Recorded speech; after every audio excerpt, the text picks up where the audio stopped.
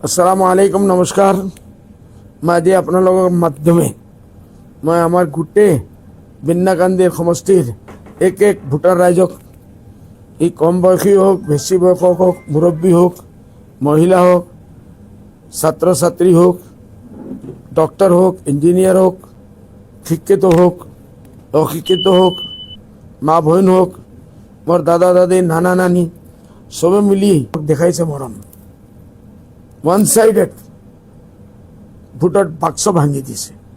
এইটো কাৰণ মই যিমান দিন জীয়াই থাকিম, মোৰ ইয়াত থাকিব।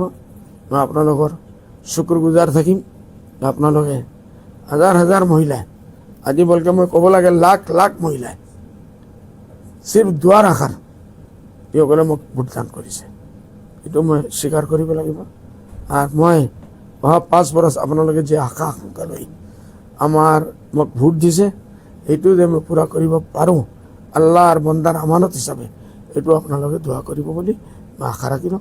খুদা হাফিজ, আসসালামু আলাইকুম, জয় হিন্দ, জয় আলম।